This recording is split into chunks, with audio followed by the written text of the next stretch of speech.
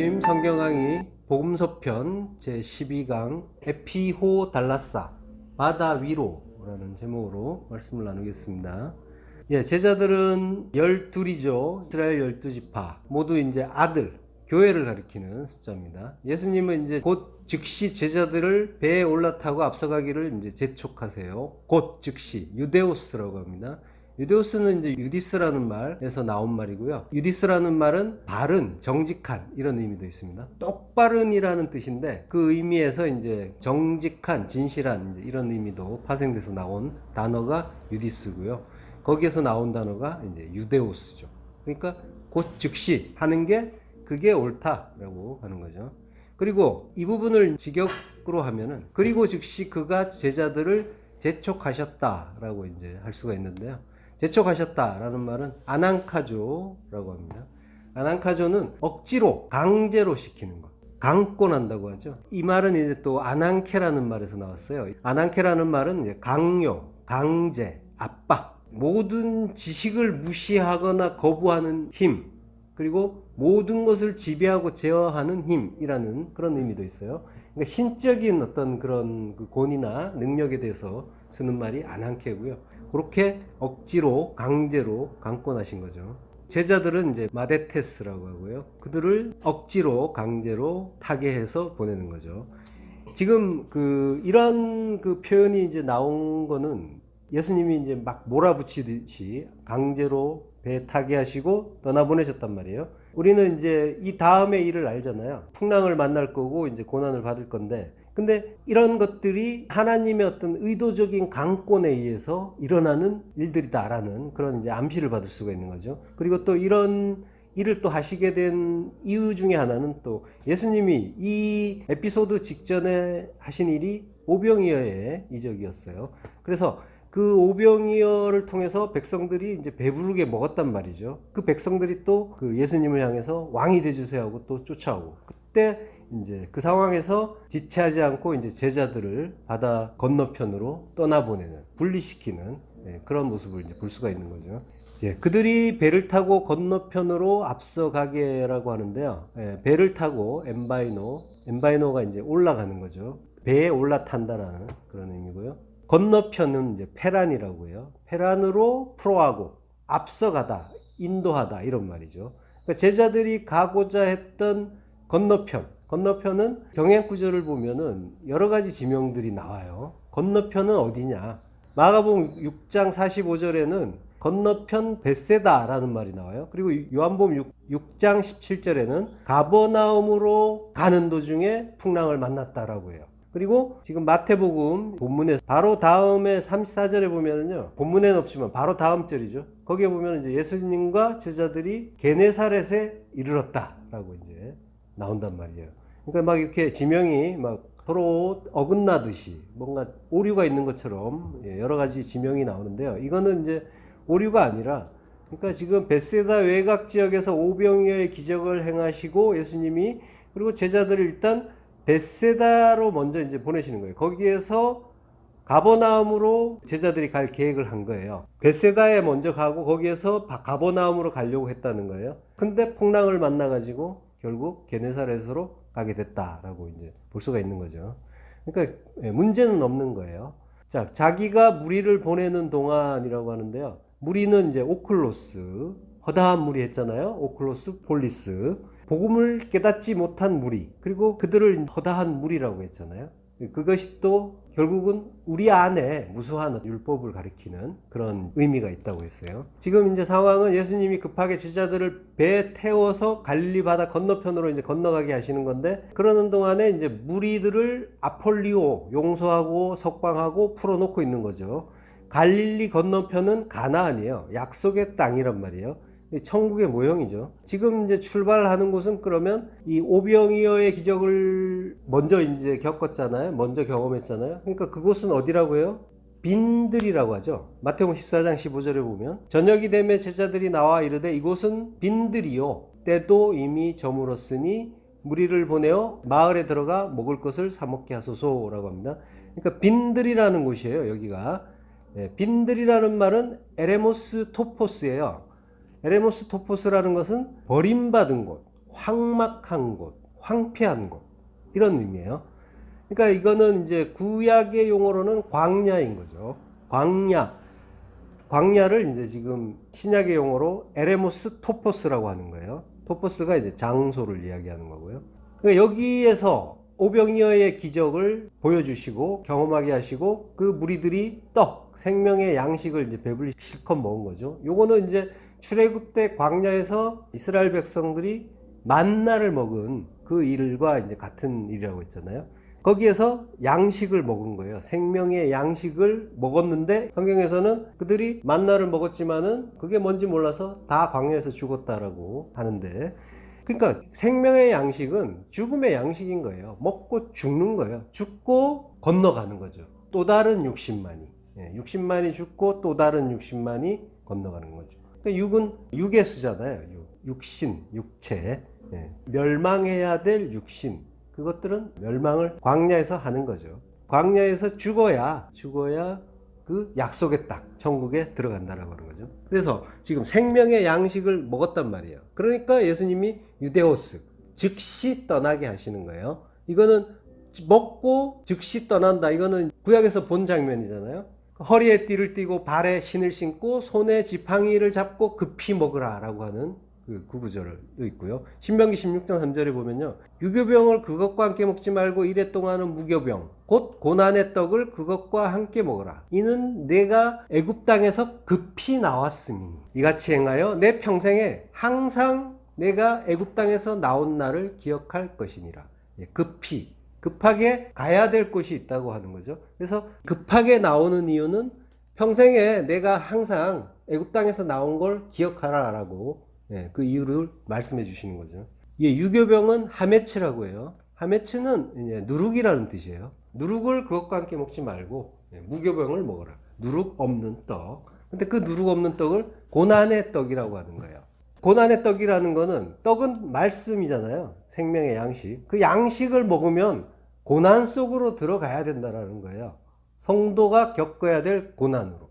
그것과 함께 먹어라. 그러니까 무교병이라는 건 누룩이 없는 거잖아요. 그 순전한 그 생명의 양식, 인간의 율법이, 인간의 생각이 전혀 섞이지 않은 그 누룩 없는 떡, 그걸 이제 먹으라고 하는 거죠. 근데 그 누룩 없는 떡은 우리에게 고난의 떡으로 이 인생 속에서 감지가 되는 거죠. 그걸 먹으면 우리는 죽어야 되는 거죠. 생명의 양식은 죽이는 양식이란 말이에요. 우리의 육을 완전히 부정시키는 그 생명의 떡의 그 주인이, 그분이 어떤 분인지를 알아서 자기의 모든 것을 비우는 그 죽음, 다나토스의 죽음을 죽는 떡인 거죠. 그래서 고난의 떡인 거예요. 예수님이 바리새인과 사두개인의 누룩을 주의하라 라고 하시죠. 출애굽기에 나오는 그 유교병, 이걸 말씀하시는 거예요. 유교병은 누룩이 섞인 떡이잖아요. 마태복음 16장 12절. 그제서야 제자들이 떡의 누룩이 아니요 바리새인과 사두개인들의 교훈을 삼가라고 말씀하신 줄을 깨달으니라. 누룩은 그러면은 이제 바리새인과 사두개인들의 교훈이 되는 거죠. 그걸 삼가라고 하는 거죠. 교훈이라는 거는 그걸 통해서 인생의 어떤 그런 도움을 얻고자 하는 것, 그게 이제 교훈이 되는 거죠. 지금 하나님 말씀이 교훈으로 들리는 경우가 많잖아요. 교훈으로 삼아서 나의 이 세상의 그 삶을 좀 더 잘 되게 하는, 그걸 이제 기대하면서 찾는 거죠. 요한복음 12장 1절 후반부, 예수께서 먼저 제자들에게 말씀하여 이르시되 바리새인들의 누룩 곧 외식을 주의하라 라고 합니다. 그러니까 신약의 용어로는 이제 누룩은 쥐메라고 해요. 효모 누룩 같은 말이죠. 그 누룩을 또 뭐라고 하냐면은 외식이라고 하는 거죠. 누룩을 주의하라, 외식을 주의하라. 외식이라는 거는 히포크리시스, 위선, 연기, 속임, 숨김, 가장. 그러니까 누룩은 바리새인과 사두개인들의 교훈이면서 또 외식이라고 하는 거죠. 그 외식이라는 거는 겉모습을 그럴듯하게 꾸민 거잖아요. 장식한 거. 그걸 외식이라고 하잖아요. 그러면은 뭐예요? 위선적인 어떤 외모, 겉모습을 외식이라고 하는 걸까요? 그렇게들 이제 외식에 대해서는 많이 알고 있잖아요. 그러면 바리새인 같은 경우에 착하지도 않은데 착한 척, 선을 잘 행하는 척, 이렇게 한 걸까요? 그 사람들이 진심으로 이웃을 돕고 그들을 위해서 자기를 희생했는지 아닌지는 알 수가 없어요. 그렇지만은 성경이 그걸 가지고 바리새인은 외식하는 자들이라고 말씀하진 않았을 거란 말이에요. 만약에 그걸 가지고 그랬다면 그건 좀 편협한 비판이 될 수가 있는 거죠. 디모데전서 4장 2절 자기 양심이 화인을 받아서 외식함으로 거짓말하는 자들이라. 거짓말이라는 거는 푸시돌로고스예요. 거짓으로 말하는 이런 뜻이에요. 그러니까 푸슈데스라는 말, 거짓말하는, 그릇된 이란 말과 로고스, 말씀이 이제 합쳐진 거예요. 그러니까 외식이란 말은 거짓말하는 걸 이제 말하는 거죠. 디모데전서에도 거짓말하는 자들이다라고 해설을 해주고 있는데, 그러니까 거짓말이라는 거는 뭐냐면은 자기가 알고 있는 사실을 거짓으로 다르게 이야기해서 상대방이 속게, 헷갈리게 하는 거를 이제 우리는 흔히 거짓말이라고 하는데요. 거짓말은 로고스, 말씀을 푸슈데스, 거짓말하는, 그릇된, 그게 푸시돌로고스, 거짓말의 이제 성경에서 성경적인 그런 단어의 의미잖아요. 그걸 이제 거짓말이라고 하는데, 그러니까 진리를 깨닫지 못하고 그래서 진리를 말하지 못하는 것, 요걸 이제 거짓말이라고 하는 거죠. 그러니까 외식한다는 건 결국 뭐예요? 진리를 말하지 못하는 것. 그걸 외식이라고 하는 거죠. 바리새인, 사두개인들의 누룩이라는 거는 이 사람들이 하나님을 다 믿는다고 했단 말이에요. 사두개인들은 제사장들이잖아요. 그리고 바리새인들은 굉장히 이제 율법을 잘 지키는 사람들이고, 율법은 하나님 말씀이라고 믿는 거죠. 그러니까 하나님 말씀의 참 뜻을 알지 못해서 그 말씀을 율법으로 알고 말할 수밖에 없었는데, 그 율법적인 말씀의 이해와 행위를 외식이라고 하는 거죠. 다른 말로 하면은 그 외식이라는 걸 성경에서 말하는 다른 표현으로 말하자면 귀신 들렸다라고 하는 거예요. 귀신 들렸다는 게 다른 이야기를 하는 게 아니라 말씀을 오해할 때 그걸 귀신 들렸다고 하는 거예요.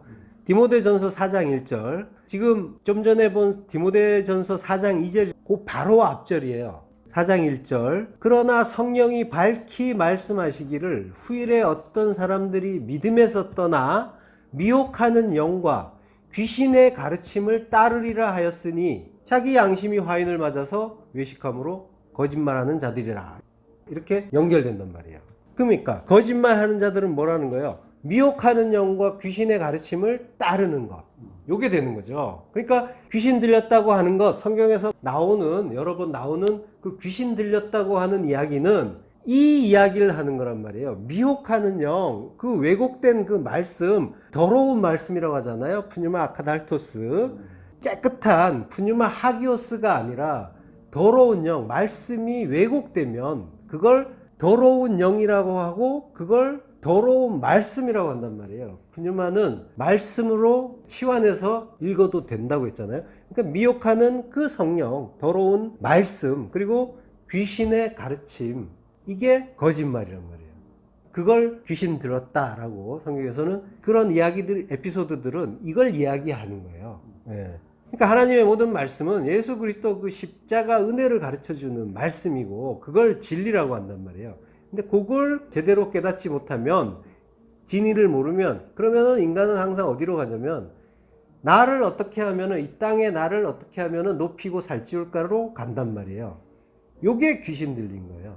요게 외식이란 말이에요. 외식과 귀신 들렸다는 건 같은 말이란 말이에요. 요한복음 15장 26절 내가 아버지께로부터 너희에게 보낼 보혜사 곧 아버지께로부터 나오시는 진리의 성령이 오실 때 그가 나를 증언하실 것이요. 예, 그러니까 진리의 성령이 오셔야 그때 그분이 증언을 해주신단 말이에요. 그분이 어떤 분이라는 걸 밝히 깨닫게 해주시는 거죠. 죄에 대해, 의에 대해, 심판에 대하여 밝히, 엘렌코, 밝히 드러내준단 말이에요. 책망한다고 하잖아요. 그게 엘렌코, 밝히 드러낸다라고 하는 말이에요. 예, 그 진리의 성령. 그 진리의 성령이 오셔야 그 진리를 알 수가 있게 되는 거죠. 지금 진리가 뭐라고 했습니까? 하나님의 모든 말씀. 근데 그 말씀의 진의가 예수 그리스도, 십자가 은혜란 말이죠. 요걸 진리라고 한단 말이에요. 그걸로 깨닫게 해주시는 분이 진리의 성령인 거죠. 그걸로 깨닫게 하시니까 그걸 증언한다고 또 말씀하시는 거예요. 푸뉴마, 성령, 그리고 진리는 알레테이아. 알레테이아의 의미는 가려져 있지 않음이라는 거예요. 사건의 진상이라고 한단 말이에요. 모든 것의 실상, 실상은 예수 그리스도 십자가란 말이죠. 이 세상 모든 것들이. 그걸 들추어내 주는 것. 요게 이제 진리잖아요. 진리의 성령이 해주시는 일인 거죠. 그러면 우리는 그 밝히 드러난 걸 보고 깨달을 수가 있게 되는 거죠. 보이지 않는 그거. 진리의 성령이 아니시면 절대로 볼 수 없는 그걸 이제 볼 수가 있게 되는 거죠. 알레테이아는 히브리어로는 이제 에메트라고 합니다. 진리, 에메트. 에메트는 아만에서 유래했고요. 아만은 아멘하고 같은 단어죠. 신실함, 성실, 충실 이런 의미가 이제 아만이고요. 그러니까 이것도 역시 진리가 되는 거죠. 진리의 성령이 오면 그가 나를 증언하실 것이요. 마르티레오. 증언한다. 진리의 성령이 오셔야지 진리이신 예수 그리스도에 대해서 알 수가 있게 되는 거죠. 역으로 이야기하면 그러면 우리 안에 성령이 오시지 않으면 진리를 알 수가 없는 거죠. 내가 만약에 진리를 제대로 못 알아먹고 있으면은 나는 성령 못 받았다고 하는 거죠. 성령께서 오시지 않았다고 봐야 되는 거죠. 그러니까 내가 진리를 알고 있느냐, 알아먹고 있느냐. 그 진리는 아까도 말씀드렸지만 모든 것이 예수 그리스도 십자가로 결론이 나는 그 말씀의 진리를 깨닫게 하는 것. 요게 이제 그 진리란 말이에요. 그러면 내가 그걸로 모든 걸 바라보고 있는지 아니면은 보이는 대로 보고 있는지를 보시란 말이에요. 어떤 일을 겪을 때 내 감정이 나오는지 아니면은 그 속에 담긴 하나님의 뜻이 깨달아지고 그래서 감사로 나오는지 보시란 말이에요. 요게 내 안에 성령이 계신가, 성령이 나를 깨닫게 하고 계신가를 확인할 수 있는 일이 되겠죠. 다시 말하면 내가 구원 받았는가 못 받았는가 이것까지 알 수가 있는 게 되는 거죠. 그러니까 내가 구원 받았는가 못 받았는가 이거는 전적으로 내가 하나님의 그 뜻을 깨닫고 있는가, 모든 것을 하나님의 그 선하신 뜻 하나로 보고 있는가, 이거에 달려 있는 거죠. 그 율법의 말, 나의 그 두 마음을 통과하면 모든 건 율법이 된단 말이에요. 모든 것은 말씀인데, 그래서 내가 판단을 한단 말이에요. 좋고 나쁘고 옳고 그르고 이걸 계속 판단하면서 좋아하고 싫어하기도 하고, 그리고 또 괴로워하기도 하고 즐거워하기도 하고, 이것들이 전부 나뉜단 말이에요. 이게 이제 율법을 행하는 일이 되는 거예요. 이걸 멈추고 원래 가르쳐 주시려고 했던 그 참뜻을 이제 진리가 되는 거죠. 그게. 그러니까 진리는 구원하시는 하나님인 거예요. 예수 그리스도, 그분의 그 구원 사역, 그 십자가인 거예요. 그걸 깨닫는 걸 진리를 깨닫는다고 하는 거예요. 그래서 하나님의 모든 말씀은 그 예수 그리스도와 그분의 그 십자가 은혜를 가르쳐 주는 말씀이란 말이에요. 그래서 구원의 그 언약이 담긴 성경의 그 모든 말씀은 바로 그걸 이야기하고 있는 거고, 그리고 오직 그것만 말하고 있단 말이에요. 성경은 나에 대해서 말하는 거라고 말씀하셨잖아요.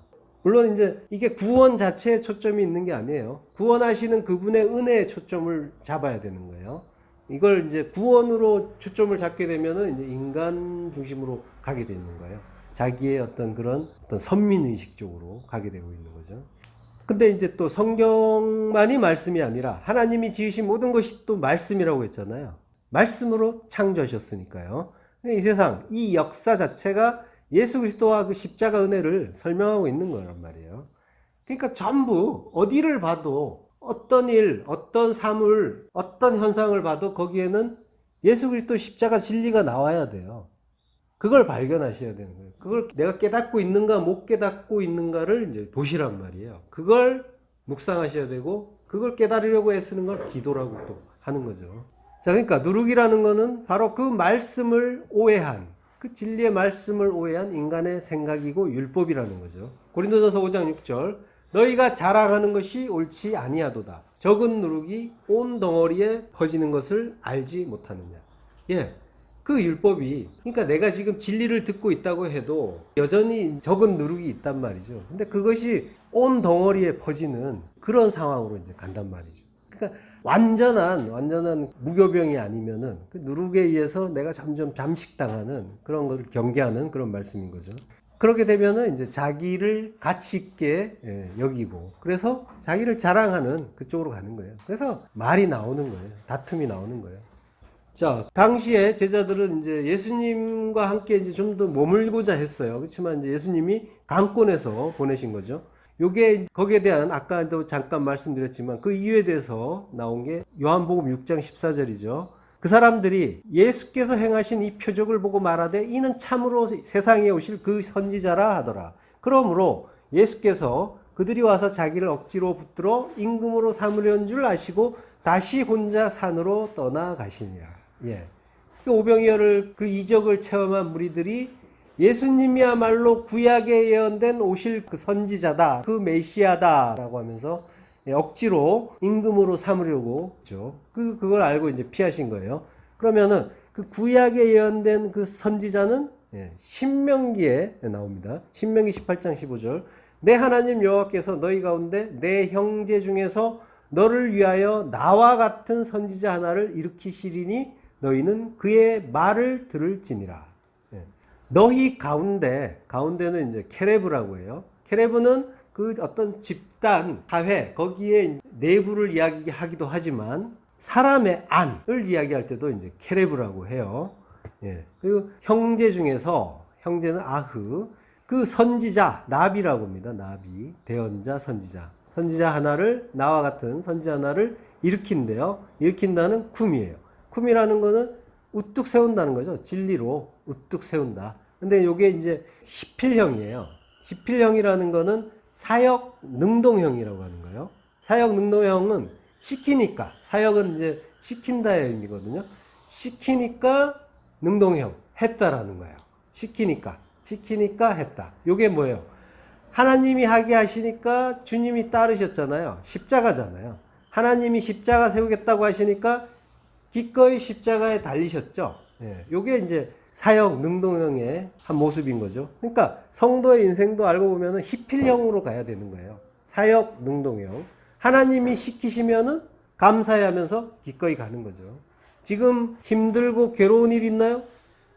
그게 뭐예요? 하나님이 가라고 하시는 길이란 말이에요. 이건 나쁜 거, 이건 내 마음에 안 드는 거, 이런 거를 하나님이 주셨다고 하는 거야? 라고 물어볼 수도 있겠지만, 그렇지만은 그거 하나님이 주셨다는 거예요. 원래는 내가 내 죄성이 자초한 일이지만 근데 하나님이 이걸 겪도록 허락을 하셨다는 거예요. 만약에 필요가 없다면 막아주셨을 거예요. 그러니까 지금 겪고 있는 어떤 힘들고 어떤 괴로운 그런 일들, 그것들은 전부 뭐예요? 하나님이 시키신 일이란 말이에요. 사역하신 일이라서 그걸 우리는 능동으로 받는 거예요. 사역 능동으로, 히필로. 그래서 감사합니다 하고 예수님이 십자가를 지시듯이 기꺼이 가면 되는 거란 말이에요. 자, 내 형제 예수를 내 마음속에 일으킨다라고 하는 거죠. 그 케레브는 마음이라고 했잖아요. 그러니까 그 우뚝 세우는 거는, 쿰이라는 거는 헬라어로는 히스테미에 해당하잖아요. 히스테미에서 스타우로스, 십자가가 나오잖아요. 이렇게 세운 것, 기둥. 그러니까 그 기둥을 세우는데 그걸 어디다 세운다는 거예요? 케레브, 우리 마음에, 우리 안에 일으킨다라고 하는 거예요. 일으킨다는 말이 쿰, 세운다라고 하는 거죠. 뭘로 세운다는 거예요? 다시 말하면 십자가로 우리 안에 세우겠다고 하는 거죠. 그러니까 너희는 그의 말을 들어라. 물론 우리는 이제 명령한다고 들을 수 있는 능력도 없어요. 너희는 그의 말을 들을 것이다. 미완료형이에요. 듣게 될 것이다 라고 하시는 거예요. 어떻게 해요? 우리 안에 십자가로 서시고 그 말씀을 신비에 새겨주심으로써 우리는 그 말씀을 듣고 깨닫고 간직할 수가 있게 되는 거죠. 본문의 23절, 무리를 보내신 후에 기도하러 따로 산에 올라가시니라. 예, 저물매 거기 혼자 계시더니까지. 예. 앞선 부분에 이제 오병이어의 이적이 있었고, 그때는 수많은 이제 사람들이 있었어요. 그렇지만 이제 예수님은 홀로 올라가시는 거예요. 따로 올라간다고 하죠. 따로라는 말이 이제 카타이디오스라고 하는데요. 따로. 카타이디오스. 요게 다른 사람과 분리되어 조용히 지내는 걸 가르쳐주는 관용어예요. 카타이디오스 하면은, 카타와 이디오스란 말은 자기 자신이란 뜻이란 말이에요.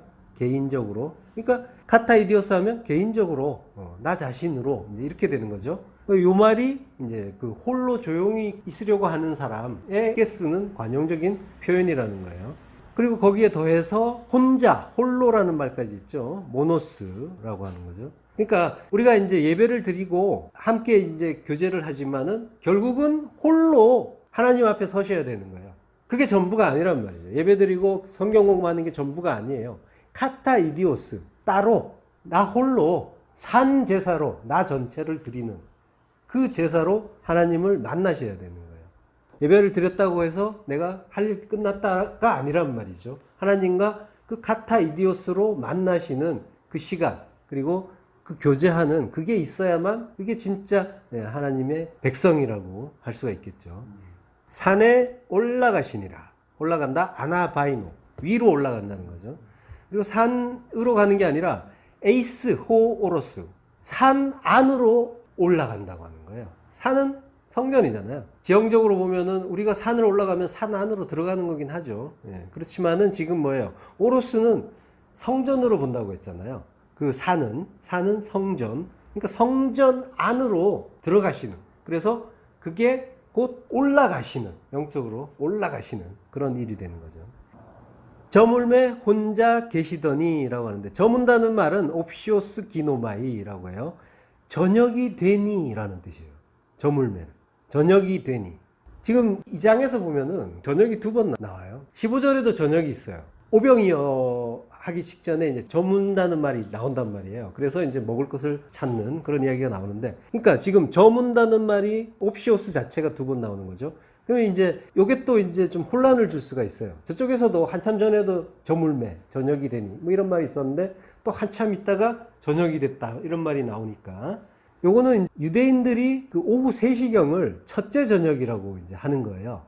그리고 해가 완전히 진 다음에 두 번째 저녁이라는 이제 그런 개념들이 있단 말이에요. 그래서 이런 표현이 나온 거예요. 근데 이제 그 표현 자체가 저녁이 됐다라고 하는 거잖아요. 이거는 지금 창세기 1장 그 이야기를 그대로 옮겨 쓴 거예요. 그걸 의식하면서 저녁이 되니, 그럼 뭐가 되겠어요? 아침이 되겠죠. 그러니까 창조에 어떤 일이 있을 것이다 라는 그런 암시가 있는 거죠. 본문 24절, 배가 이미 육지에서 술이나 떠나서 바람이 거슬림으로 물결을 인하여 고난을 당하더라. 수리, 폴리스 스타디온이에요. 스타디온은 거리의 단위인데요. 한 185m 된다고 합니다. 여기에서 나온 말이 스타디움이잖아요. 메인 스타디움 뭐 이럴 때. 이 정도 이제 사이즈로 지으면서 그걸 이제 스타디움이라고 부른 거죠. 여기에서 이제 폴리스, 많은이라는 말이 나왔는데요. 그러니까 많은 스타디온, 185m가 여러 개가 이제 있는, 그래서 어느 정도 거리일까 싶은데, 이게 또 알 수가 있는 구절이 있어요. 요한복음 6장 19절에 보면은, 제자들이 노를 저어 10여리쯤 가다가, 라고 한단 말이에요. 10여리면은 4km잖아요. 물론 이제 이 사람들이 리 개념은 이제 없을 텐데, 근데 이제 번역자들이 그 계산을 잘 해가지고 10여리로 맞췄어요. 10여리 정도 돼요. 언어를 보면은 10여리라는 말은 이제 스타디온 A코시예요. A코시는 20이에요. 20 스타디온. 아까 185m라고 했잖아요. 곱하기 20을 하면은 3,700 나와요. 4km가 10리니까 대충 이제 10리인 거죠. 이 구절을 헬라어 원문은 이제 변경을 하고 있어요. 지금 이제 술이나 떠났다라고 하는 게 지금 요한복음의 이제 표현인데, 요거를 이제 바다 가운데라는 메손테스 달라세스 엔이라고 이제 바꾸는 그런 상황이 이제 벌어지고 있어요. 요거는 이제 사본들이 많은데, 이제 요렇게 쓴 그 사본들이 많이 나와서. 그렇지만 이제 뭐 어느 쪽을 하든 뭐 내용의 변화는 있는 건 아니고요. 요런 그 연구의 과정이 있다라는 걸 알려드립니다. 자, 바람이 거슬른다라고 하는데요. 에난티오스 아네모스예요. 아네모스는 이제 바람이고요. 에난티오스는 맞은편, 반대하는 이런 의미죠. 그러니까 아네모스는 히브리어 이제 루아흐의 역어로 쓰여요. 70인역에서. 루아흐가 성령, 바람 이런 뜻이잖아요. 그러면 이제 헬라어는 성령이 이제 푸뉴마가 따로 있어요. 근데 이제 아네모스도 루아흐, 그 히브리어의 그 성령으로도 쓰는 그 루아흐의 역어로 쓰인단 말이에요. 지금 이거는 뭔 말이냐면은 루아흐의 의미를 헬라어에서 푸뉴마와 아네모스가 나눠서 쓰고 있다라고 보면 돼요. 근데 푸뉴마도 이제 물론 바람이라는 뜻도 있어요. 근데 성령과 바람이라고 그러고, 아네모스 하면은 이제 바람으로 쓰이는 거죠. 그리고 구약에서 보면은 루아흐를 이제 바람이라는 의미로 많이 쓴단 말이에요. 그러니까 이거를 이제 푸뉴마와 아네모스로 분리해서 지금 사용하고 있는 거예요. 신약에서는. 근데 그렇지만 바람은 성령의 의미로 읽을 수가 있는 거죠, 우리는. 그러니까 뭐예요? 바람이 대적한다고 하죠. 그건 뭐예요? 성령이 대적하는 거죠. 성령이 누구를? 우리를 대적하는 거죠. 갈라디아서 5장 17절. 육체의 소욕은 성령을 거스르고 성령은 육체를 거스르나니. 육체와 성령, 우리의 그 육의 소욕과 성령은 서로 거스른단 말이에요. 이 둘이 서로 대적한다고 하잖아요. 이 둘이 서로 대적함으로 너희가 원하는 것을 하지 못하게 하려 합니다. 예. 거스르는 이유는 우리가 원하는 것 못하게 하기 위해서라고 하는 거죠. 우리가 원하는 대로 하면 뭐예요? 멸망이잖아요. 그러니까 하나님은 우리의 그 소욕을 막아주시는 거죠. 그래서 구원으로 인도해 주시는 거죠. 그걸 우리는 거스른다고 하는 거예요. 우리가 온전하게 순종을 못하니까 그걸 거스른다고 표현하고 있다니까요. 너희가 원하는 것을 하지 못하게 하려 한다. 원하는 것을 한다라는 게 뭔 말이냐면요. 한다는 포이에오예요. 포이에오란 단어예요. 포이에오는 만들고 창조한다는 거예요. 그래, 우리가 뭘 창조하는 거예요? 우리 안에 우리가 스스로 내 천국 이루어 보겠다고 하는 거죠. 그래서 물결을 인하여 고난을 당하는 거예요. 예, 스스로 이루려고 하는 내 천국, 스스로 가려고 하는 그 땅에 가보려고 하는데 그리로 가면 망한다고 하나님이 막아주시는 거, 그걸 고난이라고 한단 말이에요. 고난의 의미가 이거예요. 다른 게 아니고. 물결로 인하여 고난을 당하더라.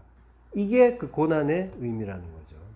육체의 소욕은 성령을 거스르고 성령은 육체를 거스르나니, 요 표현이 지금 물결을 인하여 고난을 당하더라. 요걸 설명해 주는 그런 구절인 거죠. 스스로 이루려고 하는 그 내 천국, 스스로 가려고 하는 그 땅, 구원의 땅, 천국, 그 땅에 우리 스스로는 못 간다는 거죠.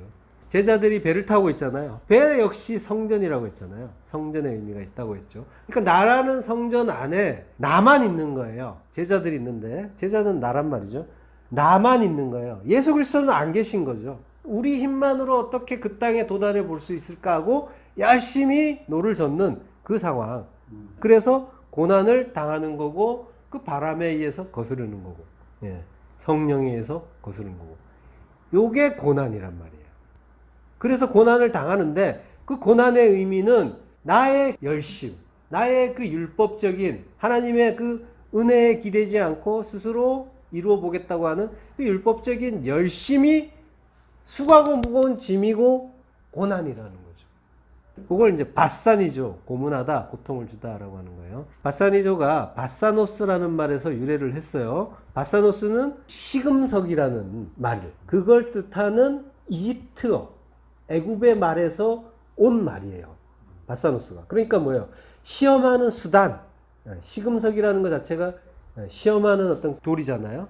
그리고 괴로움, 고통, 시험하는 수단, 이런 뜻이란 말이에요.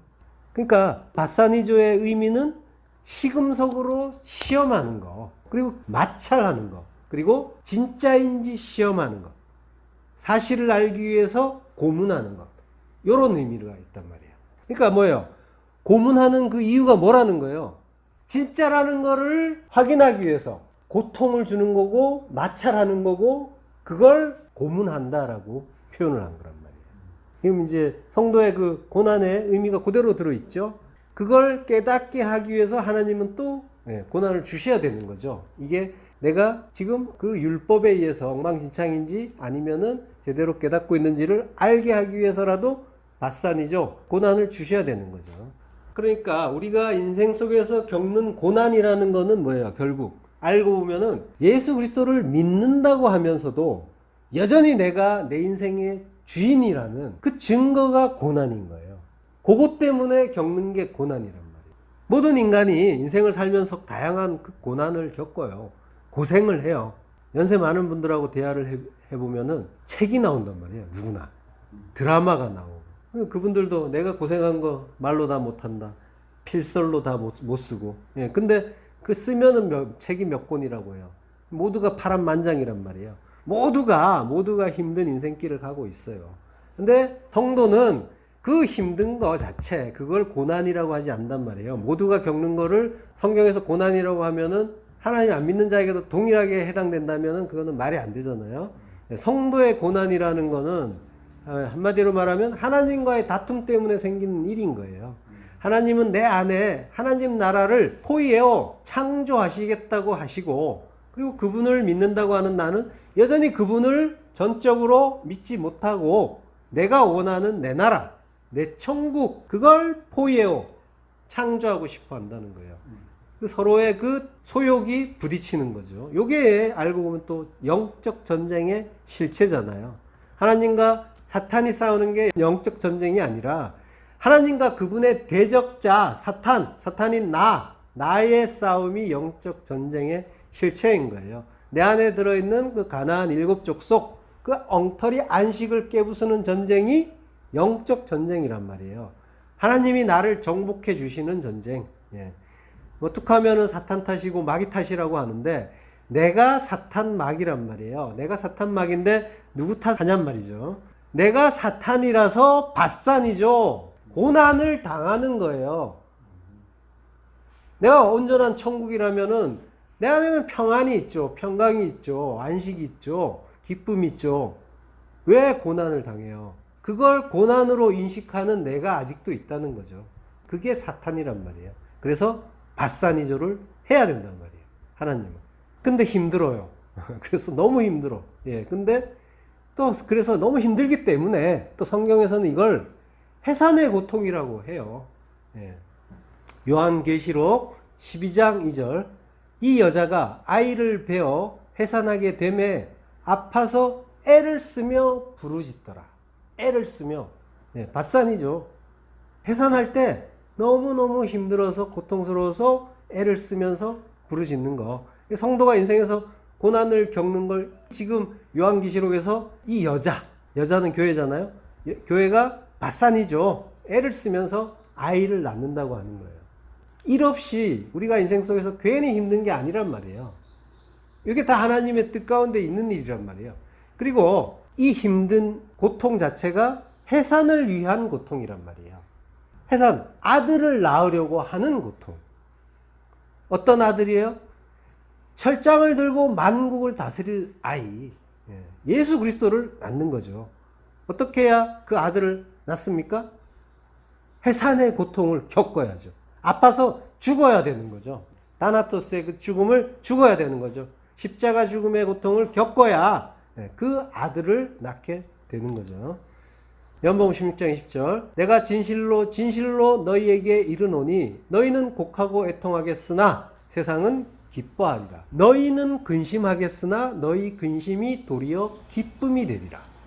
여자가 해산하게 되면 그 때가 이르렀으므로 근심하나 아기를 낳으면 세상에 사람 난 기쁨으로 말미암아 그 고통을 다시 기억하지 아니하느니라.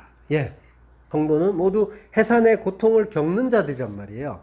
근데 지금은 비록 그 고통 때문에 곡하고 애통해하고 근심하고 있지만 그걸 겪으면 그 해산의 고통을 겪으면 그 죽음을 겪고 아들을 낳으면 어떻게 된다고요? 아들을 낳은 기쁨으로 말미암아 지난 고통은 다시 기억도 나지 않는다라고 하시는 거죠. 우리가 이 고통을 겪고 있는 중인 거예요. 근데 우리가 그 예수 그리스도 그 진리를 낳게 되면 그분의 그 필요성을 제대로 깨닫고 그 진리가 나에게 없으면 안 된다라는 그걸 바르게 깨닫고 그분만으로 기뻐하고 그걸 올바르게 깨닫게 되면은 그러면 나는 더 이상 고통스럽지 않은 그 상황, 그 자리로 가는 거죠. 제자들이 겪는 고통도 바로 이 고통인 거고요. 해산의 고통. 예, 그러니까 성도는 인생 속에서 요거 겪는 거예요. 요거 겪으려고 온 거예요. 근데 지금 제자들이 바다를 건너가는데 그 바다를 건너가는 게 그게 우리의 인생 전체란 말이에요. 그거의 축약이에요. 거기에서 받산이조 하고 있는 거예요. 고난을 겪고 있는 거죠. 근데 그게 그냥 의미 없이 이유 없이 겪는 고통이 아니라 해산의 고통, 아들을 낳는 고통인 거죠. 근데 그걸 낳으면은 그 기쁨으로 이전의 고통은 생각도 나지 않고 오직 그 기쁨만으로 기뻐하는 그 나라가 되는 거죠. 이 고통을 지금 뭐로 겪는다고요? 휘포퀴아, 물결로 말미암아 겪는다고 하는 거죠. 물결은 부풀다라는 그 의미가 있는 이제 퀴오에서 나온 말이에요. 그리고 본문에는 이제 퀴마가 파도잖아요. 물결. 근데 요거에 복수형으로 쓰였어요. 그러니까 계속되는 쉴 새 없이 많은 그 파도, 물결이 몰아치는. 고난은 하나가 아니에요. 계속 몰아치는 거예요. 물결들이, 파도들이 몰아치고 거기에서 고난을 겪는 거죠. 유다서 1장 13절. 자기 수치의 거품을 뿜는 바다의 거친 물결이요. 퀴마, 물결. 물결의 그 포말을 자기 수치의 거품이라고 하죠. 수치는 아이스퀸의 부끄러움 수치. 그걸 에파프리조, 거품을 일으키다, 거품을 뿜다라고 하는 거예요. 그러면 이제 수치는 또 뭘 말하는 거예요? 수치, 부끄러움. 자기 수치의 거품을 뿜는다고 했잖아요. 뿜는 거의 실제 내용은 수치인 거죠. 그걸 뿜는데요. 그 물결이. 그러면은 수치는 뭐죠? 창세기 2장 25절. 아담과 그의 아내 두 사람이 벌거벗었으나 부끄러워하지 아니하니라. 하나님 앞에서 벌거벗은 거죠. 근데 그거는 부끄러움이 아니라고 하는 거예요. 그런데 아담과 하와가 선악과를 먹잖아요. 그러고 나서는 느끼는 게 벌거벗은 게 부끄럽다라는 감정이죠. 예, 그래서 그들이 한 일이 무화과 나무 잎으로 치마를 만들어 입어요. 치마는 하고르, 띠라고 했잖아요. 띠는 진리. 그러니까 선악과를 먹었더니 자기 멋대로 진리를 만들어서 자기 멋대로 껴입더라라고 하는 거죠. 예, 인간이 자기 멋대로 만든 그 진리를 뭐라고 하는 거예요? 율법이라고 하는 거예요. 우리가 아는 그 엉터리 진리는 전부 이게 진짜야, 이게 진리야라고 주장하는 것들이잖아요. 그 엉터리 진리들을 전부 율법이라고 한단 말이에요. 아담과 하와가 벌거벗었으나 부끄러워하지 않았다라고 하는 거는 그 율법의 옷을 입지 않은 게 부끄럽지 않은 상태라는 거예요. 근데 인간의 부끄러움은 뭐예요? 율법의 옷, 율법이라는 그 옷을 입은 상태가 부끄러운 거죠. 그러면 결국 그걸 껴입으니까 어떻게 하세요? 하나님이 그거 벗겨버리고 가죽 옷을 입혀주시잖아요. 무죄한 짐승을 죽이고 예수 그리스도라는 그 제물을 죽이고 그리스도의 그 의로 옷 입혀주시는 거죠. 그러니까 결국 인간은 스스로의 그 율법 때문에 자기가 만든 그 율법이라는 옷으로 자기를 가리고 부끄럽지 않으려고 애를 쓰고 있는 거예요. 스스로의 그 율법, 두 마음이란 말이죠. 두 마음 때문에 그걸로 인해서 파생된 그 많은 율법이라는 옷들을 자기를 가리고 부끄럽지 않으려고 애를 쓰는데 그게 하나님 앞에서는 오히려 부끄러운 수치의 상태다라고 하시는 거죠. 열심히 뭘 만들어 입었는데 그게 진짜 수치다라고 하는 거예요. 그거 벗어버려야 된다는 거죠. 그거 벗어 보여주잖아요. 또 스가랴서에서 여호수아 대제사장의 그 옷을, 더러운 옷을 벗기고 하나님이 새 옷을 입혀주시잖아요. 그 의의 흰 옷, 그거 입혀주시는 거예요. 우리는 전부 더러운 옷을 입고 있단 말이에요. 하나님이 벗겨주시고 새 옷 입혀주셔야 되는 거죠. 내 안에 그 율법들 잘 돌아보고 찾아보세요. 자기 그 수치의 거품을 뿜는 바다의 거친 물결. 예. 자기 수치라는 거품을 마구 뿜어내는 바다라는 거죠. 그 바다의 물결. 바다는 뭐예요? 아래의 물이 모인 곳이죠. 진리의 물인 그 위의 물과 대조되는 아래의 물인 거예요. 하나님이 세상을 창조하실 때 궁창을 경계로 위의 물과 아래의 물로 나누셨잖아요. 물은 말씀이고 진리란 말이에요. 아래의 물은 그 위의 물인 그 하나님의 그 말씀, 그 진리를 오해한 거죠. 오해한 상태. 그게 아래의 물이란 말이에요. 아래에서 우리가 이제 지금 뭐예요? 전부 엉뚱한 말들을 가지고 있잖아요. 우리가 아래에서 그 물의 모임을 바다라고 하는 거죠. 그래서 바다는 저주의 바다라고 하는 거예요. 오해한 말씀, 진리는 절대로 구원에 이를 수 없고 하나님의 저주를 받게 되는 거죠. 그 순수한 그 진리의 말씀인 하나님 말씀, 그 말씀이 아래로 떨어졌을 때 우리가 왔을 때 인간들이 어떻게 받아요?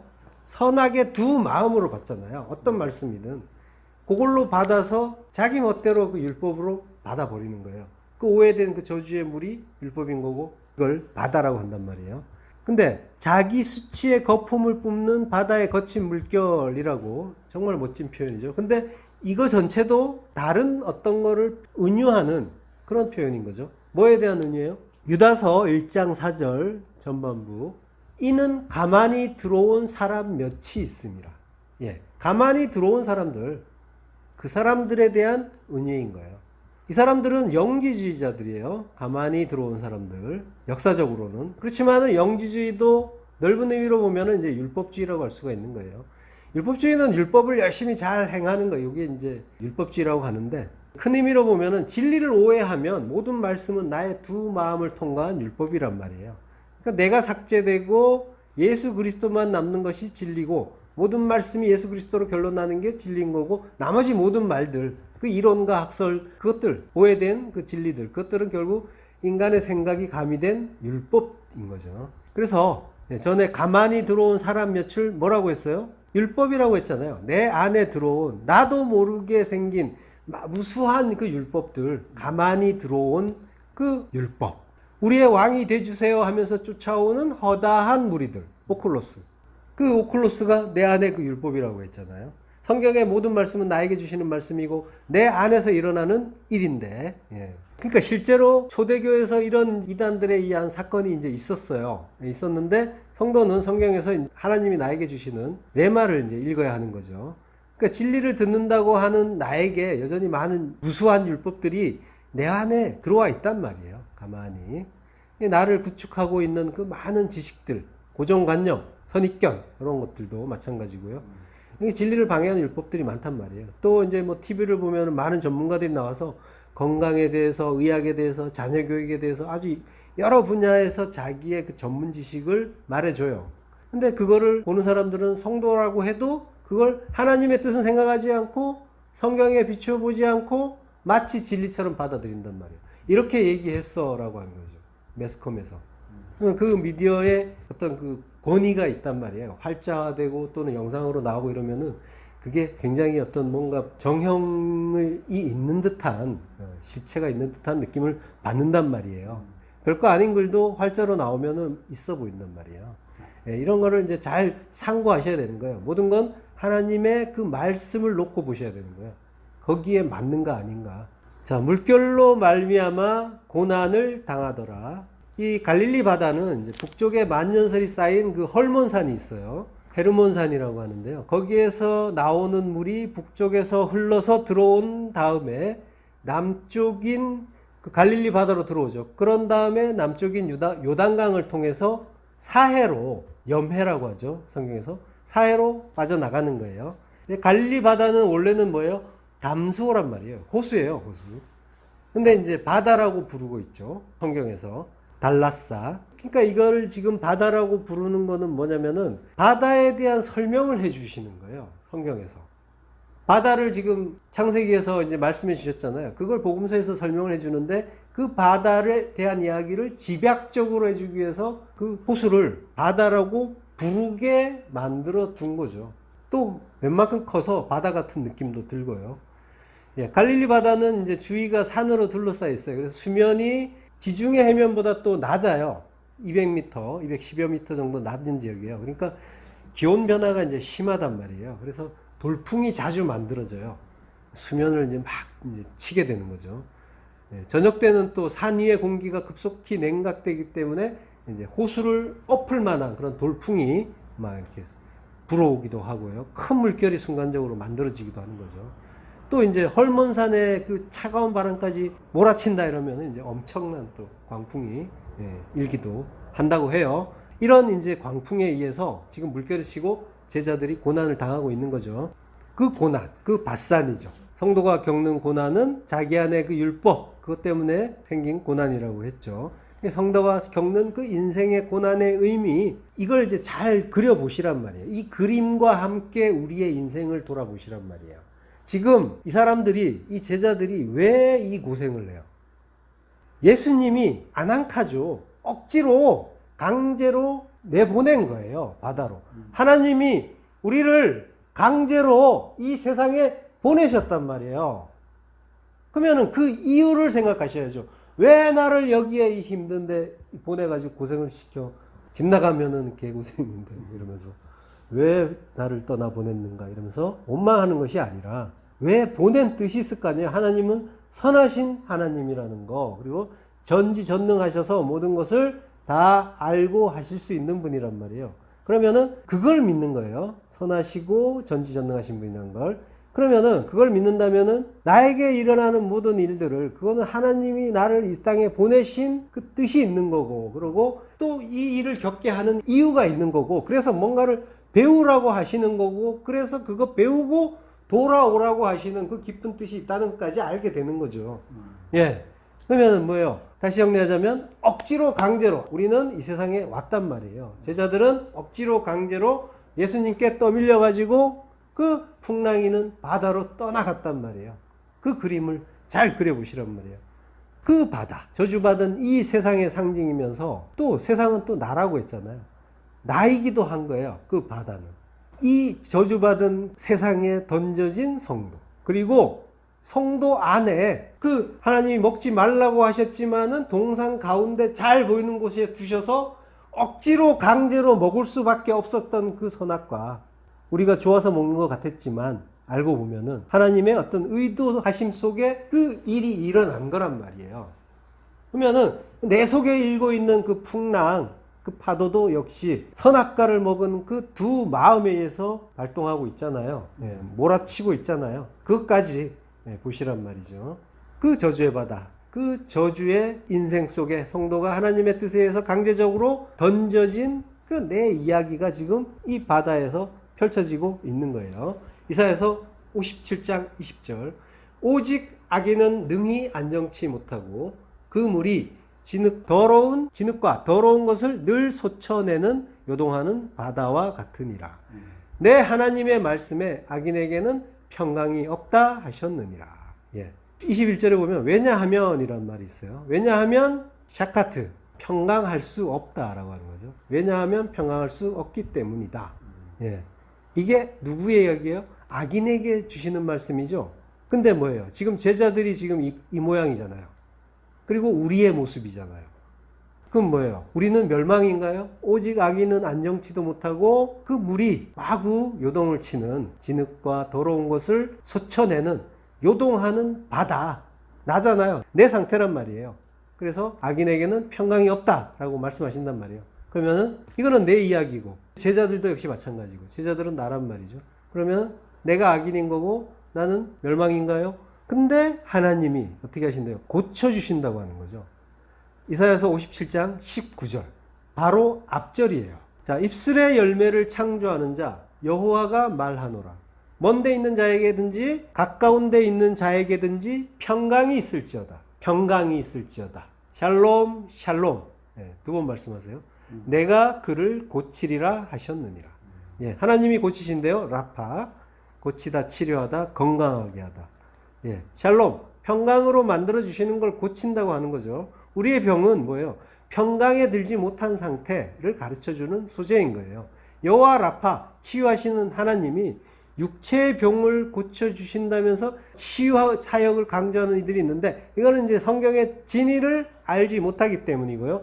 여호와 라파는 모든 것이 예수 그리스도고 그리고 십자가 은혜라는 진리를 깨닫게 하여 그분의 은혜와 사랑 앞에 엎드리고 감사하고 찬양하게 해주시는 것, 요게 라파인 거죠. 예, 요게 치유란 말이에요. 치유의 참 의미는 이거예요. 요걸 입술의 열매라고 하는 거예요. 노브 사파라고 해요. 노브는 이제 열매고 사파 입술. 그 입술의 열매는 뭐예요? 사파는 입술, 언어, 말이라는 뜻이 있어요. 입술의 열매는 말의 열매라는 거예요. 말의 열매는 진리를 말하는 것. 성령의 열매가 있잖아요. 이 입술의 열매가 성령의 열매란 말이에요. 진리를 말하는 성도의 입에 맺히는 거예요. 내가 그 진리를 깨달아 진리를 말하면 그러면 내 입에 입술의 열매가 맺힌 거란 말이에요. 성령의 열매가. 자, 근데 지금 이 구절이 이사야서 57장 19절이란 말이에요. 그리고 악인에게 평강이 없다 하고 하는 구절은 바로 다음 구절이에요. 57장 20절에서 21절이란 말이에요. 근데 이제 개역개정에서는 또 이게 19절과 20절이 그러나로 연결되고 있어요. 그러면 뭐예요? 19절은 평강이 있을지어다 평강이 있을지어다 라고 하는 거죠. 내가 그를 고칠지어다 라고 하는 거죠. 그러고 나서 그러나 하면서 악인에게 평강이 없다 이런다면은 그럼 뭐예요? 둘이 분리가 되는 거죠. 서로 나뉘어진 거죠. 악인인 우리는 멸망하는 거잖아요. 끝나는 거잖아요. 그죠? 이거는 이제 선인은 평강을 주는데 악인은 평강 없다라는 그런 의미로 보인단 말이에요. 근데 우리가 성경 전체의 흐름은 뭐예요? 하나님이 악인인 우리를 고쳐서 평강을 주시는 거잖아요. 선인 만들어 주시는 거잖아요. 그러니까 이사야서 57장은 선인과 악인의 대조를 보여주는 게 아니에요. 알고 보면 전체적으로 보면 우리를 고쳐서 평강으로 인도해 주겠다는 은혜의 말씀인 거예요. 이거는 성경 전체에 계속되는 내러티브이기도 하잖아요. 그래서 그러나로 연결되면 안 되는 거예요. 이게 이제 배라는 접속사인데 그러나 그리고 이렇게 다 되는 접속사예요. 근데 히브리어 구약은 계속 배로 연결되고 있어요. 이야기하기 좋게끔. 그리고 주로 이제 그리고로 이제 쓰이기도 하죠. 자, 요거를 좀 더 잘 이해하려면은 어떤 그런 모순된, 그러니까 우리를 위해서, 우리의 그 전체적인 그 성경의 흐름, 이걸 이제 이분법적으로 보게 되면 쉬워요. 선인은 평강이 있고 악인은 평강 없다. 이렇게 설명해버리면 간단해요. 그렇지만 우리는 이게 하나라는 걸 알잖아요. 하나님이 악인인 우리를 끝까지 포기 안 하시고 구원해 주시는 그 이야기라는 거. 그래서 좀 더 보면은 이사야서 57장 17절, 18절 요 앞 좀 더 앞으로 가면은 이 전체 내용이 완전하게 이제 드러나는 거예요. 17절 그의 탐심의 죄악으로 말미암아 내가 노하여 그를 쳤으며 또 내 얼굴을 가리고 노하였으나 그가 아직도 패역하여 자기 마음의 길로 걸어가도다. 이게 악인들에 대한 이야기죠. 내가 그의 길을 보았은즉 그를 고쳐줄 것이라. 고쳐준다고 하시는 거죠. 지금 뭐예요? 아직도 패역해갖고 자기 길로 가는데 근데 하나님이 그를 고쳐주신다고 하잖아요. 그를 인도하며 그와 그를 슬퍼하는 자들에게 위로를 다시 얻게 하리라. 예, 완전한 은혜의 말씀이 나오는 거죠. 그러니까 우리는 아무리 하나님이 치고 노하시고 하는데 돌이키지를 못해요. 여전히 패역해요. 그래서 자기 마음의 길, 선하게 그 두 마음의 길로 가는 죄인들이란 말이에요. 이게 우리라는 거를 이제 확실하게 아셔야 되고요. 예배를 드린다고, 진리를 안다고, 조금 안다고, 이게 의인된 거 아니라는 거예요. 우리는 수시로 착각 속으로 떨어지잖아요. 우리가 구원받은 거는 내가 착해서, 내가 잘나서 하나님이 구원해 주신 거야 하는, 그래서 내가 의인이라는 그런 착각들을 한단 말이에요. 그러나 입술에서 나오는 말을 보면은 여전히 내가 잘났고, 내 말이 맞고, 내 말이 부정되면 기분 나쁘고, 여전히 선하게 그 두 마음의 길을 고집스럽게 가는 자들이란 말이에요. 한마디로 말하면 지옥으로 보내도 할 말 없는 자, 그게 나다. 이걸 잊으시면 안 된단 말이에요. 절대로 잘난 척할 건더기가 전혀 없는 자들이다 라는 걸, 그게 나다라는 걸 분명하게 이해하셔야 되고요. 이걸 잊어버리기 때문에 평강을 잃고 감사가 없고 기쁨이 없잖아요. 내가 왜 괴로운지 보시란 말이에요.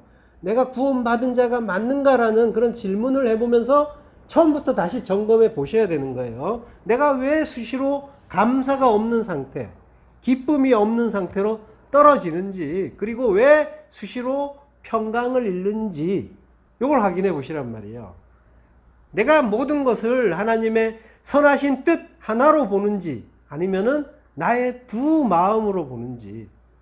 하나님이 고쳐주지 않으시면, 그 한량없는 은혜가 우리를 덮어주지 않으시면 죽어도 너를 버리지 않겠다라고 하는 그 끈질긴 사랑이 아니면 우리는 그저 패역한 죄인이고 악인일 뿐이란 말이에요.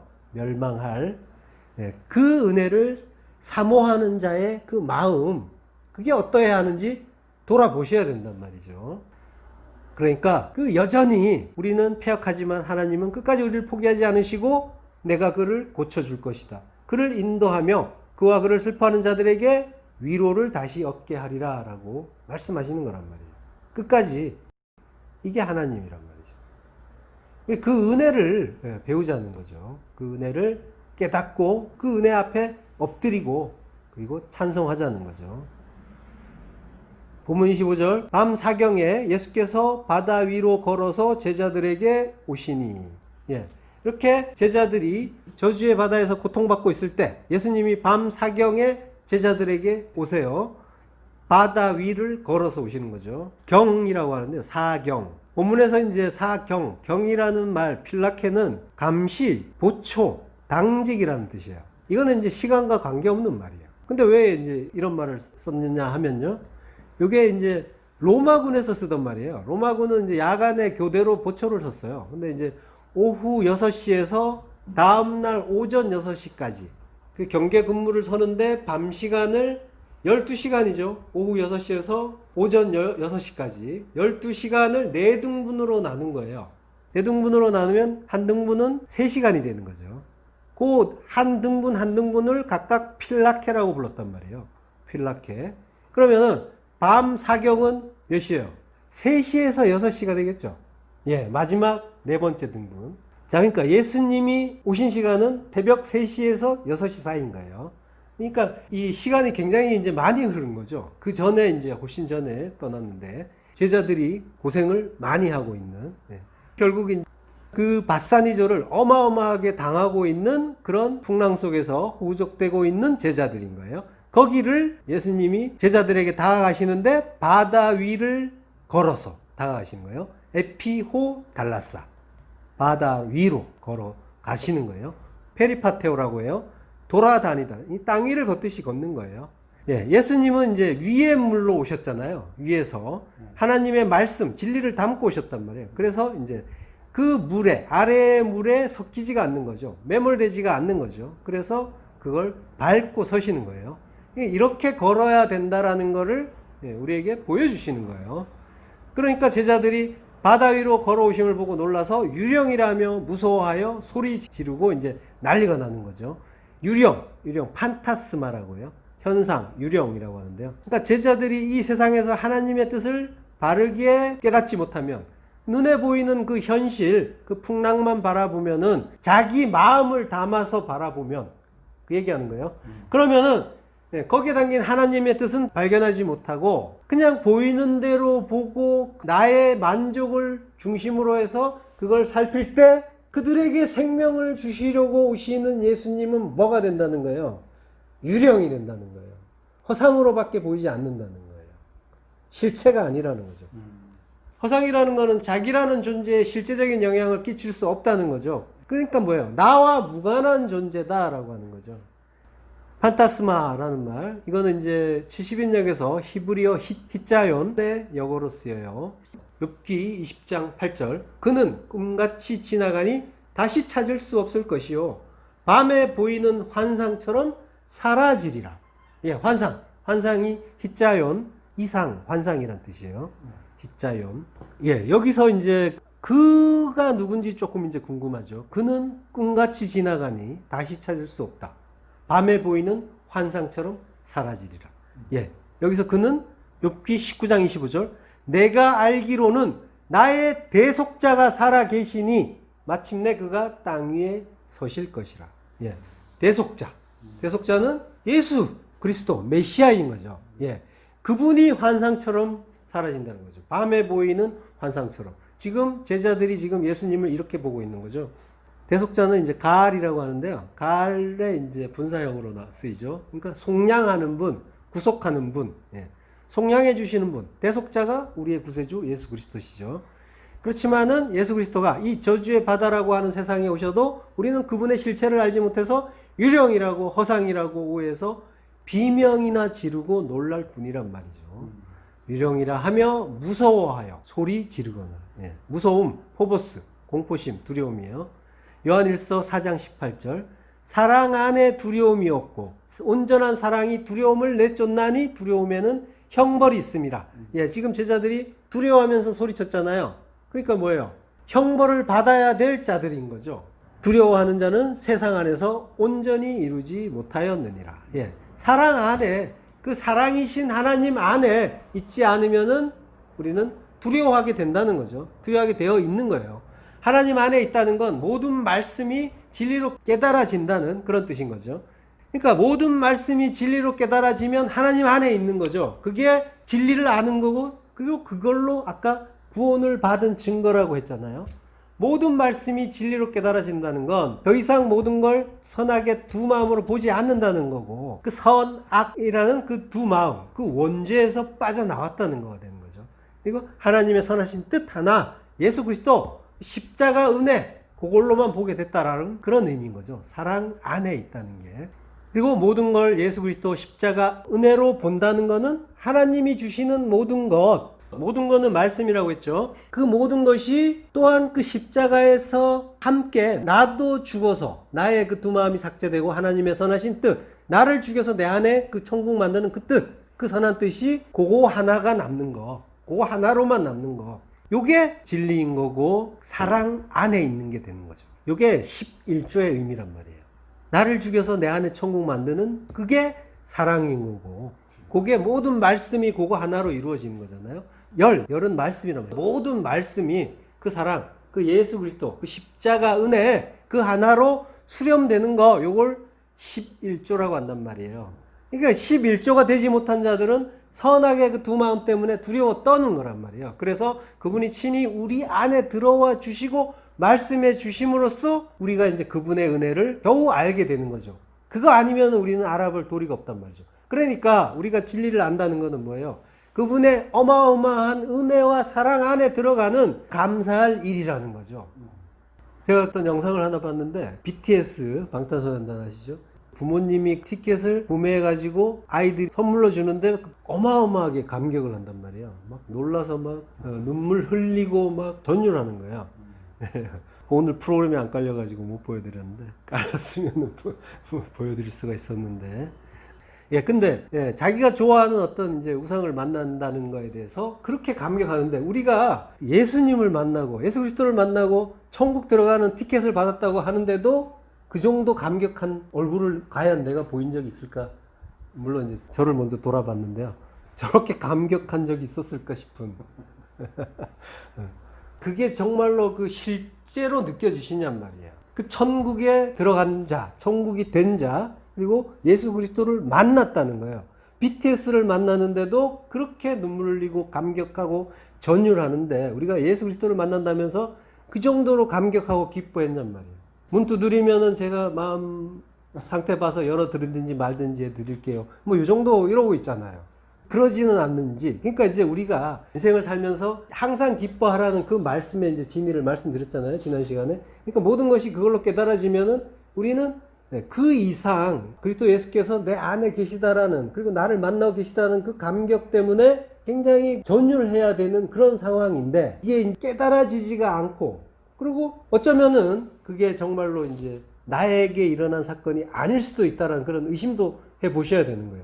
내가 수시로 괴로움 속에, 슬픔 속에, 절망 속에 떨어지고 있다면 그 감격으로 전율하지 못하고 BTS 팬만큼의 그 정도도 못하고 있다면 내가 괴로워하고 슬퍼하고 눈물 흘릴 때 돌아보시란 말이에요. 나는 정말로 그 은혜에 감격하고 그걸로 기뻐하고 정말로 그게 깨달아지고 그게 얼마나 그 티켓보다도 훨씬 더 어마어마한 거란 걸 안다면은 어떻게 사소한 것들 때문에 눈물 흘리고 괴로워하고 분노할 수 있느냔 말이죠. 그러니까 그분이 친히 우리 안에 들어와 주시고 말씀해 주실 때 내가 진리를 깨닫고 있다라는 것은 그 의미란 말이에요. 그분이 내 안에 오셨다라는 의미예요. 그리고 깨달아지고 있다는 의미고 내가 천국으로 지어지고 있다라는 의미란 말이에요. 근데 천국이 왜 슬프고 우울하고 눈물 흘리고 그러면 안 되잖아요. 예. 마태복음 14장 27절. 우리 안에 오신 예수님께서 즉시 이르시되 안심하라 나니 두려워하지 말라. 예. 예수님이 우리 안에 오셨단 말이에요. 즉시 이르세요. 안심하라 나니 두려워하지 말라. 그 말씀이 나에게 주시는 말씀이란 말이에요. 에고 에이미 메 포베오 나니 두려워하지 말라. 이게 구원의 말씀이란 말이에요. 내가 네 안에 왔다라는 거예요. 나다. 내가 네 안에 들어온 내가 나다. 에고 에임이란 말은 하나님의 이름이에요. 구약에서 출애굽기에서 지금 하신 말씀이란 말이에요. 에고 에임이 다음 시간에 할 건데 그 에고 에임이는 하나님의 이름이란 말이에요. 그러니까 내가 하나님이다. 내가 너에게 왔는데 뭘 두려워하느냐? 두려워하지 말라라고 하시는 거예요. 두려움에는 형벌이 있는데 내가 사랑인 내가 너희 안에 들어가서 그 두려움 쫓아낼 거다. 그래서 이제 두려움은 없는 거다. 두려움은 하나님이 없는 자들의 감정이란 말이에요. 앞미를 예상하지 못하고 내가 하나님처럼 돼서 내가 나의 나라를 관장해야 되는데 한 치 앞도 내다보지 못하기 때문에 생기는 감정. 그게 두려움이란 말이에요. 그 감정 가지고 있으면 뭐예요? 그건 네 나라라는 얘기 아니냐. 내 나라가 아니라 천국 아니라는 거 아니냐. 그러면 뭐예요? 그 두려움에는 당연히 형벌이 따르지. 그렇지만은 내가 왔으니까 두려워하지 말라. 그러면은 뭐예요? 두려움 없으니까 이제 넌 형벌도 없다. 라고 하시는 거죠. 이게 구원인 거죠. 다음 시간에 계속하겠습니다. 기도하겠습니다. 하나님 은혜를 감사합니다. 우리 안에 그 두 마음으로 요동치고 있는 그 풍랑 밟고 오셔서 평강의 주인이신 우리 주 예수 그리스도께서 우리 안에 그 샬롬으로 들어와 주시고 내가 이제 평강하리라 평강하리라 말씀해 주시니 감사합니다. 그 평강의 말씀, 진리의 말씀으로 잘 죽을 수 있도록 날마다 그 은혜를 더하여 주옵소서. 예수 그리스도 이름으로 기도했습니다. 아멘.